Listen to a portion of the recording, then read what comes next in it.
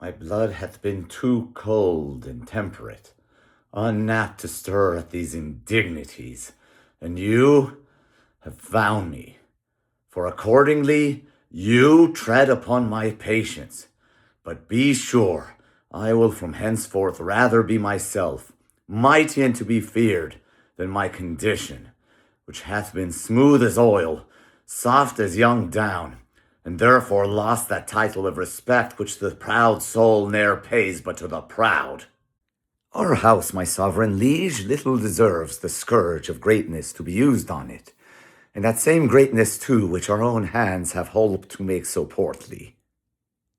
My lord, Worcester, get thee gone, for I do see danger and disobedience in thine eye. Oh, sir, your presence is too bold and peremptory, and majesty might never yet endure the moody frontier of a servant brow. You have good leave to leave us. When we need your use in council, we shall send for you. You're about to speak. Yea, my good lord, those prisoners in your highness's name demanded, which Harry Percy here at Holmedon took, were, as he says, not with such strength denied as is delivered to your majesty. Either envy, therefore, or misprison is guilty of this fault, and not my son. My liege, I did deny no prisoners, but I remember when the fight was done, when I was dry with rage, in extreme toil, breathless and faint, leaning upon my sword, came there a certain lord, neat and trimly dressed, fresh as a bridegroom, and his chin new reaped showed like a stubble land at harvest home. He was perfumed like a milliner, and twixt his finger and his thumb he held a pouncet box, whichever and anon he gave his nose and took it away again. Who therewith angry when it next came there took it in snuff. And still he smiled and talked, and as the soldiers bore dead bodies by, he called them untaught knaves, unmannerly, to bring a slovenly unhandsome corpse betwixt the wind and his nobility.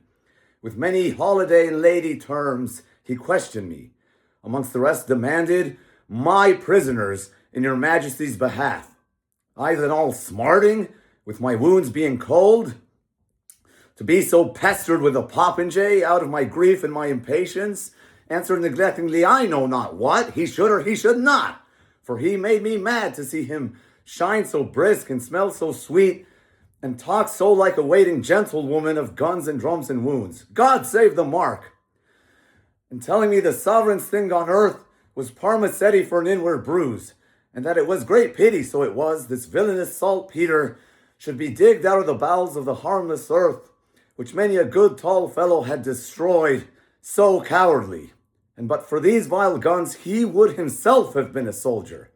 This bald, unjointed chat of his, my lord, I answered indirectly, as I said, and I beseech you, let not his report come current for an accusation betwixt my love and your high majesty.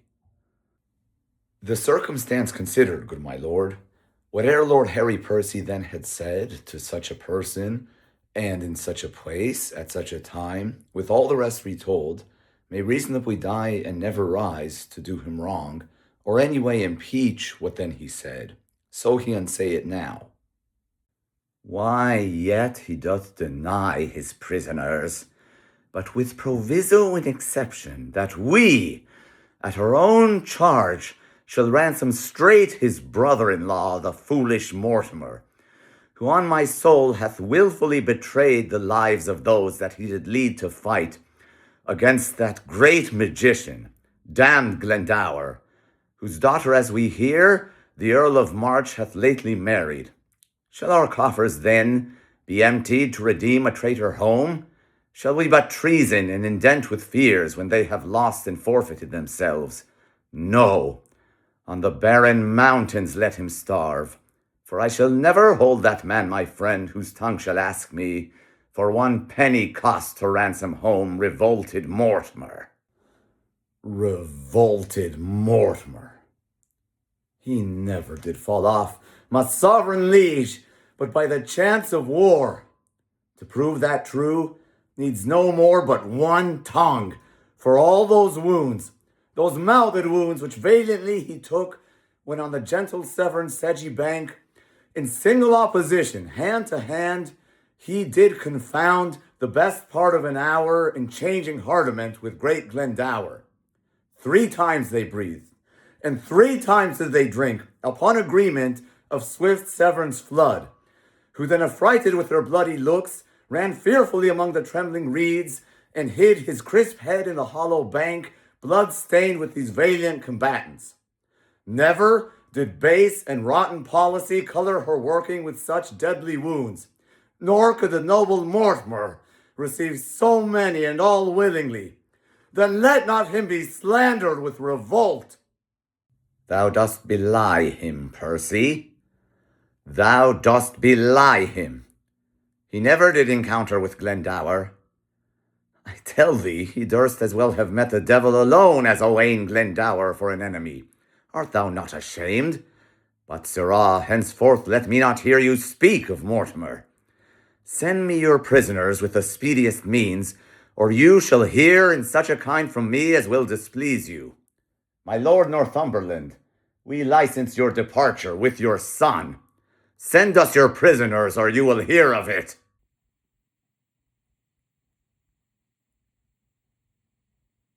And if the devil come and roar for them, I will not send them. I will after straight and tell him so, for I will ease my heart, albeit I make a hazard of my head. What, drunk with choler? Stay and pause a while. Here comes your uncle.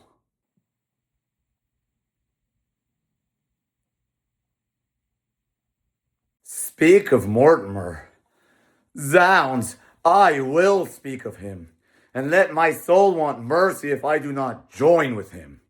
Yea, on his part I'll empty all these veins, and shed my dear blood drop by drop in the dust, but I will lift the downtrodden Mortimer as high in the air as this unthankful king, as this ingrate and cankered Bolingbroke.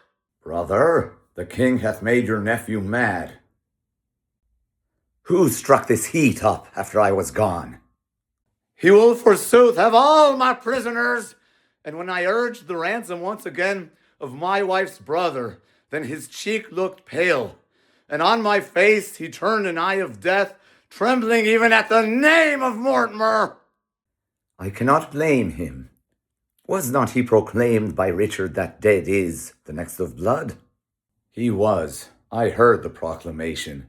And then it was when the unhappy king, whose wrongs in us God pardon, did set forth upon his Irish expedition, from whence he intercepted did return to be deposed and shortly murdered, and for whose death we, in the world's wide mouth, live scandalized and foully spoken of.